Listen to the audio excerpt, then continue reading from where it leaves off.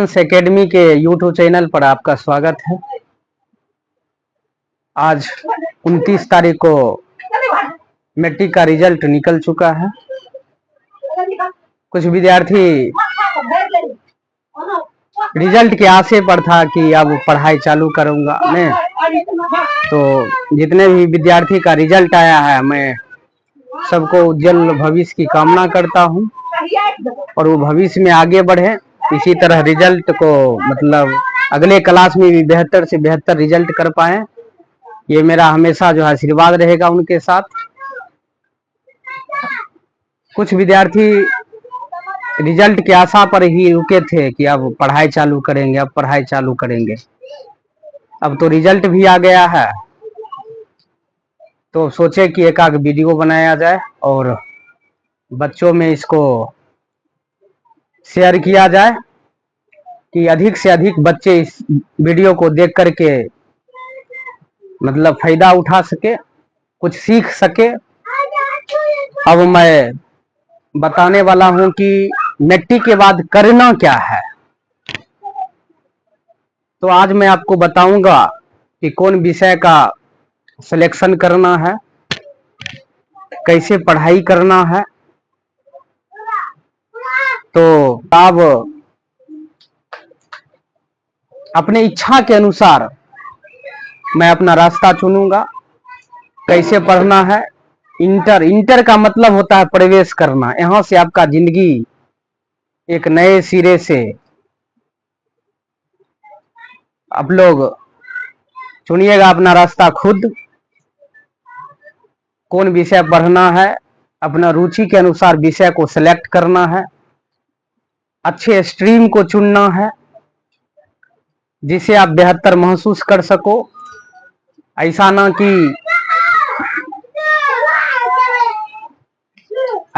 कि विषय टफ चुन लिए,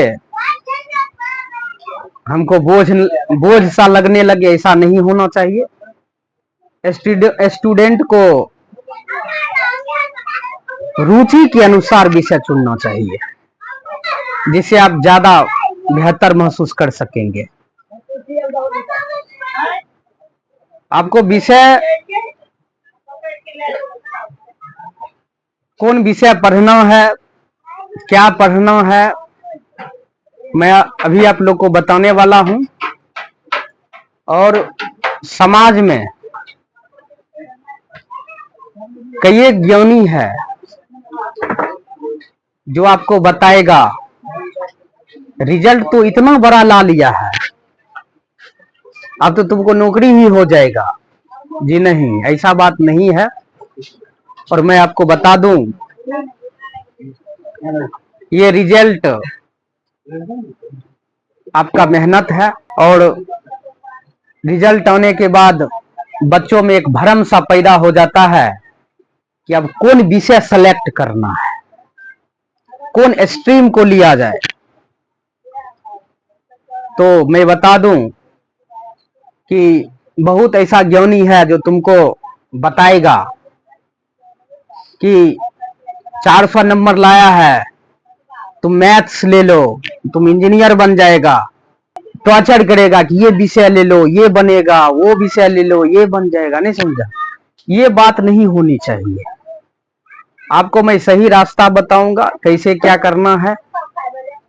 तो स्ट्रीम आप आराम से चुन सकते हैं। आपको कौन विषय में सबसे ज्यादा रुचि है, मैं उस पे ज्यादा मतलब आपको जिस विषय पर भरोसा ज्यादा है उसको जो है उस विषय को हमको आगे बढ़ाना है और उस पढ़ करके हम बेहतर से बेहतर रिजल्ट को प्राप्त कर सकते हैं और भविष्य में भी आपको बेहतर महसूस होगा। जो मंजिल तक आपको जाने में बेहतर महसूस होगी। तो विषय का स्ट्रीम जैसे चुनते हैं, इसमें साइंस होता है, आर्ट्स होता है, कॉमर्स होता है। तो मैं बताता हूं इसमें से कौन कौन विषय चुनना है। सब्जेक्ट, क्या चीज? सब्जेक्ट। देखो, सब्जेक्ट को आप समझ सकते हैं, स्ट्रीम यहाँ पर सब्जेक्ट कैसे चुनना है इसको समझ लीजिएगा तो आप समझिएगा।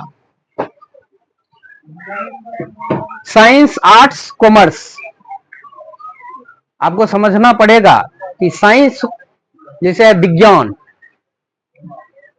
11th में आपको पढ़ना है। साइंस में दो तरह का स्ट्रीम आता है, एक मैथ आता है, क्या आता है, एक मैथ,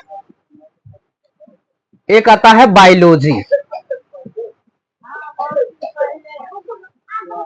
तो आपको घबराने की जरूरत नहीं है, आप इच्छा के अनुसार ही दोनों चुन सकते हैं, या तो मैथ चुन सकते हैं या तो बायोलॉजी। जो आप 11th में लेंगे वही आपको 12th में भी पढ़ना पड़ेगा। तो जो मैथ लीजिएगा वो बायोलॉजी नहीं ले सकते हैं, जो बायोलॉजी लीजिएगा वो मैथ नहीं ले सकते हैं, साइड से ले सकते हैं, लेकिन कोई फायदा होने वाला नहीं है। तो ऐसे विषय को चुनना है जो आपको भविष्य में अच्छा रहे, ठीक है। तो साइंस पढ़ करके आप, ऐसा नहीं है कि सिर्फ साइंस के बच्चे ही आगे बढ़ सकते हैं, ऐसा नहीं है कि सिर्फ आर्ट्स के ही बच्चे आगे बढ़ सकते हैं, सबका वैल्यू एक जैसा है। ऐसा नहीं कि कॉमर्स का बच्चा कुछ भी नहीं कर पाता, ऐसा बात नहीं है। जितना भी आप स्ट्रीम को देख रहे हैं सबका वैल्यू समान है। जैसे आप साइंस की बात करते हो तो साइंस पढ़ करके आप डॉक्टर, इंजीनियर सब कुछ बन सकते हैं, डॉक्टर बन सकते हैं, इंजीनियर बन सकते हैं। ऐसा थोड़ा है कि आईएएस नहीं बन सकते हैं, सब बन सकते हैं। आर्ट्स का बच्चा, आर्ट्स को कुछ लोग हल्के में ले लेता है, इसमें भी उतने पढ़ने पड़ता है जितना साइंस में आप पढ़ते हैं। साइंस जितना आप पढ़ते हैं, साइंस पर जितना आप टाइम देते हैं, उतना आर्ट्स पर भी समय दीजिएगा और बेहतर आप महसूस कीजिएगा। क्योंकि जितना भी कॉम्पिटिटिव एग्जाम है उस सब में आर्ट्स का क्वेश्चन आपको ज्यादा मिलेगा। आर्ट्स खराब विषय नहीं है, अगर आपको इच्छा है, अगर आप सोच रहे हैं कि आर्ट्स पढ़ के कुछ नहीं होते तो आपका ये भ्रम है। आर्ट्स का भी बच्चा आगे बढ़ सकता है। तो आर्ट्स का बच्चा आईएएस बनता है, एसडीएम बनता है, दरोगा बनता है। तो ऐसा नहीं है कि कुछ नहीं कर सकता, बेहतर कर सकता है, लेकिन आपको पढ़ना पड़ेगा। इसमें ढेर सारा विषय पढ़ना पड़ता है। इसमें आपको हिस्ट्री हो जाएगा, हिस्ट्री भी आता है, हिस्ट्री होता है, ज्योग्राफी होता है, इकोनॉमिक्स होता है, म्यूजिक होता है, ढेर सारा होता है। अपने अनुसार 5 विषय आपको चुनना है जो आपको ज्यादा रुचि उसमें दिखे। आप ज्योग्राफी भी ले सकते हैं, हिस्ट्री भी ले सकते हैं, हिंदी इंग्लिश तो आपको कंपलसरी रहेगा। आप जैसे मैथ साइंस पढ़ते हैं, मैथ लीजिएगा तो फिर भी आपको फिजिक्स भी पढ़ना पड़ेगा, केमिस्ट्री भी पढ़ना पड़ेगा। फिजिक्स भी पढ़ेंगे, केमिस्ट्री भी पढ़ेंगे, इंग्लिश तो अनिवार्य है, हिंदी भी अनिवार्य है, ये तो चाहिए ही चाहिए, इसमें इतना पढ़ना ही पड़ेगा। और बायोलॉजी लीजिएगा फिर भी आपको फिजिक्स पढ़ना पड़ेगा, आपको केमिस्ट्री पढ़ना ही पड़ेगा। हिंदी इंग्लिश तो आप जानते ही हैं क्या चीज है, कंपलसरी है, आपको इसको पढ़ना ही पड़ेगा।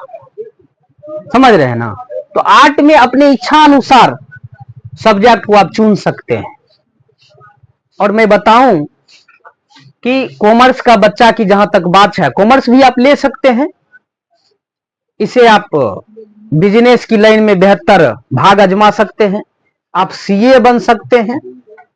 ऐसा थोड़े है कि कॉमर्स पढ़ के आप कुछ नहीं कर सकते। तो बच्चा को अपने इच्छा के अनुसार विषय चुनना चाहिए।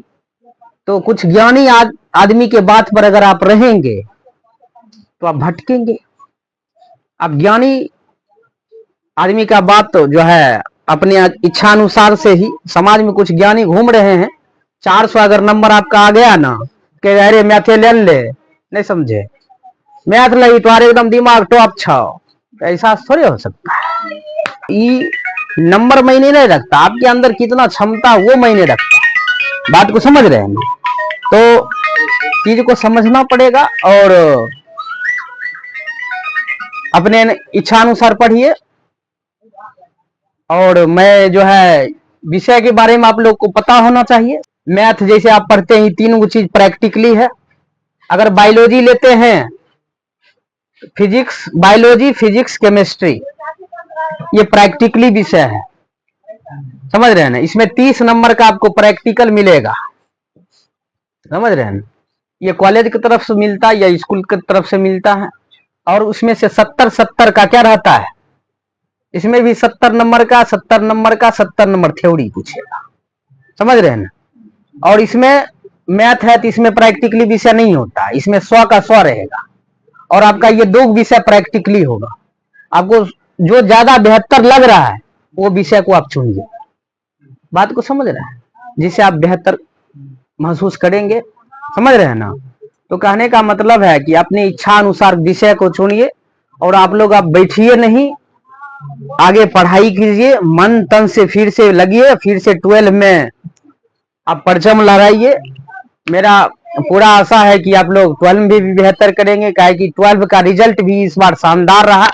13 गो स्टूडेंट में से 10 गो फर्स्ट किया था और 3 गो सेकेंड डिवीजन किया था, तो ये भी बेहतर था। और 25 गो में से 20 गो आज मैट्रिक में सभी लोग जो है फर्स्ट डिवीजन से उत्तीर्ण हुए। शानदार रिजल्ट रहा लड़कों एवं लड़कियों का।